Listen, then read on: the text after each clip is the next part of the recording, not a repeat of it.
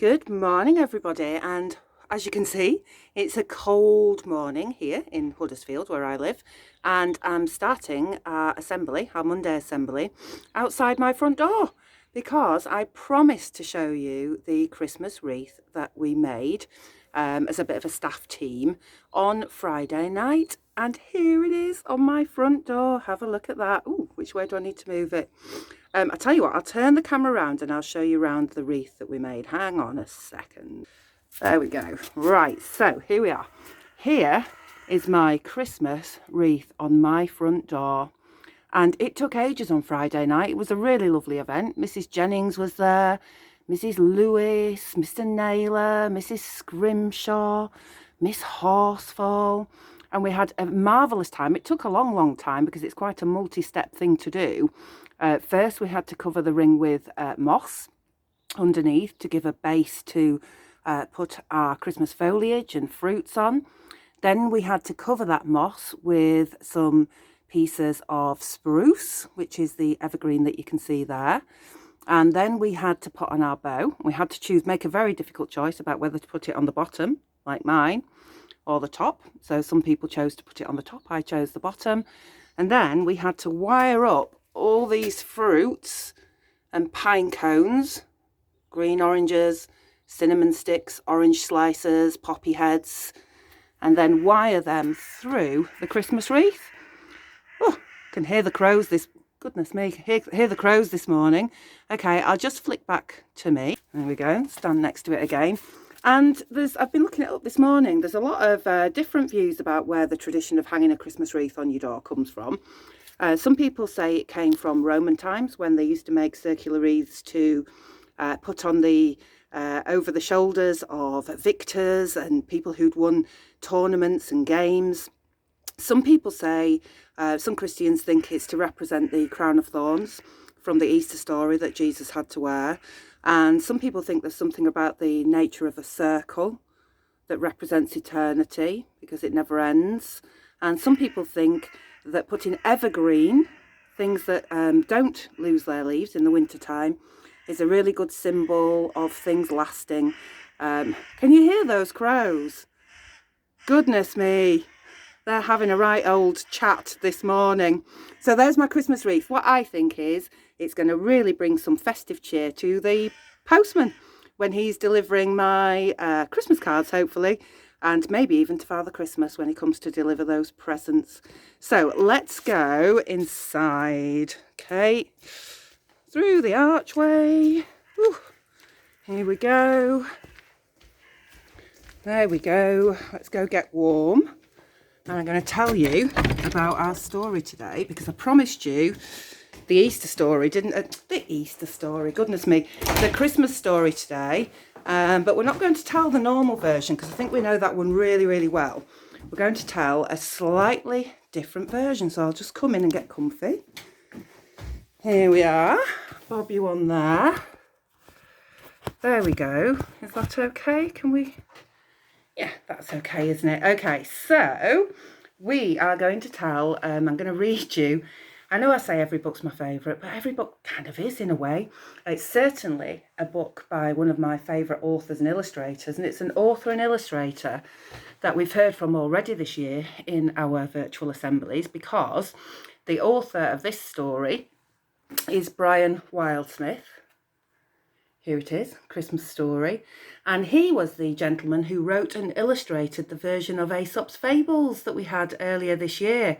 And one of the things I love about this book is that every single page contains some of my favourite colour, which is, particularly at Christmas time, gold. So we'll look out for the gold sections in this story. And the other thing I really love about this storybook is because it focuses on taking a slightly different perspective. It's not told from the story, from the point of view of Mary and Joseph, like we might be used to. It's told from the perspective of one of the animals who gathered in the stable when Jesus was born. And it's a very special animal. It's an animal that turns up quite a few times, actually, in the Bible stories. I wonder if you can guess which animal it is. I'll give you another clue. It's not a camel, like on the front of the story. It's an animal that is in both the Christmas story and the Easter story. Can you guess? I've just borrowed him from our nativity display. Here he is. I've even got him some hay to eat on. This story is told from the point of view of a donkey. And I'm just going to tell you an amazing fact about donkeys if you didn't know. Now, you can't see it on our nativity donkey, but if you've ever seen a donkey in real life, you might notice that all donkeys, no matter what colour they are, tend to have a darker stripe of fur going right the way along their backs and crossing over their shoulders. So it looks like a darker cross of fur. And there's a legend about the donkey's cross and why they have crosses on their backs. You can research it if you like, but it's all to do with the loyalty of this very common creature, a creature normally found on farms, certainly not a creature that usually carries kings and marvellous people. And the story goes that the donkey who Jesus rode on when he went into Jerusalem in the Easter story was so loyal to Jesus, so loyal to him, and loved his master so much that he couldn't leave Jesus when he was crucified on the cross later on, and he stayed with him. And the legend goes that the shadow of the cross fell upon the donkey and marked him with the shadow of the cross to show his bravery and loyalty. And that's why donkeys all have crosses on their backs today. Now, I don't know whether that's true or not, but it's a lovely story, isn't it? So, we're going to start our story today. Oh, I've got hay all over my computer now. Never mind. I'll feed it to the rabbits later. We're going to start our story today and then we're going to finish it tomorrow. And if we're really clever, although this is talking from the donkey's point of view, we should be able to spot the Christmas story that we know very well happening in the background. So, this is A Christmas Story by Brian Wildsmith. Once, a long time ago, in a town called Nazareth, a little donkey was born. There's the mummy donkey, and there's the brand new little donkey just being born. And then if we look really closely on the other page, have a look through that window, can you see what's happening there? Just at the time when the little donkey was born, it looks to me like the angel Gabriel is visiting Mary in her home and telling her that she's going to have a baby. And there's the beautiful gold colour in the window that I was telling you about. So let's see what this little donkey goes on to do. When the little donkey was almost 9 months old, his mother set out on a long journey with his mistress and master, whose names were Mary and Joseph. And they asked Rebecca, who lived next door to them, to look after the little donkey while they were gone. So here's Rebecca, who's come to look after the baby donkey. And just through this window, I love how it's all told through windows, setting off on their journey to Bethlehem with the little donkey's mum is Mary and Joseph. And of course, by this point, Mary is heavily pregnant. She's about to have a baby. But the little donkey was so very sad without his mother, and he refused to eat. So Rebecca packed food and water and promised the little donkey that they would find his mother, and they set out to follow Mary and Joseph. And there they are, setting out, following Mary and Joseph on the path to Bethlehem. And there on the path, Brian Wildsmith has just included a little cat there, and you'll see that the cat turns up later on in the story. I wonder who the little donkey will pass on his way to Bethlehem and whether we can spot the Christmas story. Did you spot the gold, by the way, in that picture? Oh, it looks to me like it's the sun rising just behind the hills. We'll have one more page and then we'll read some more tomorrow.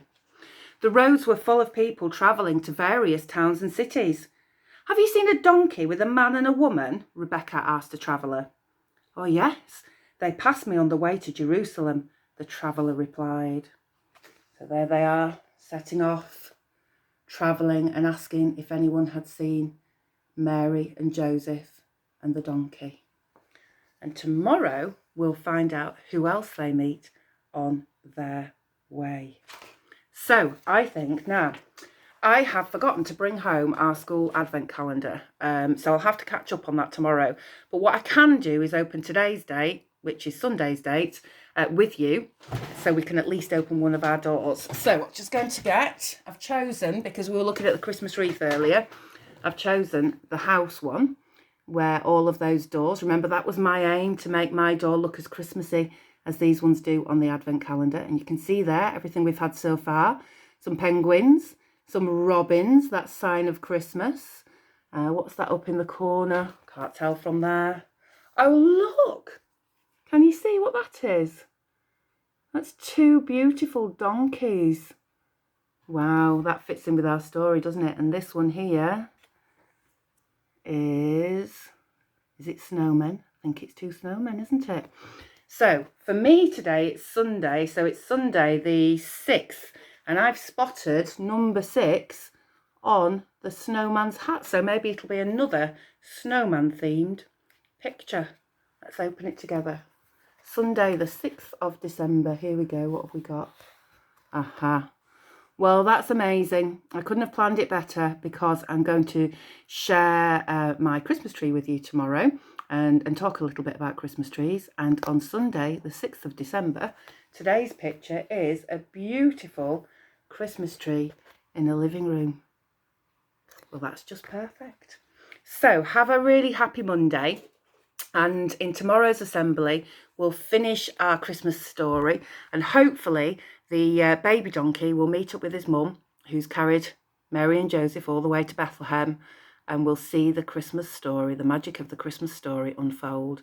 Until then, have a really nice day. Work really hard if you're doing those assessments today, and I will see you in tomorrow's assembly. All right, bye for now.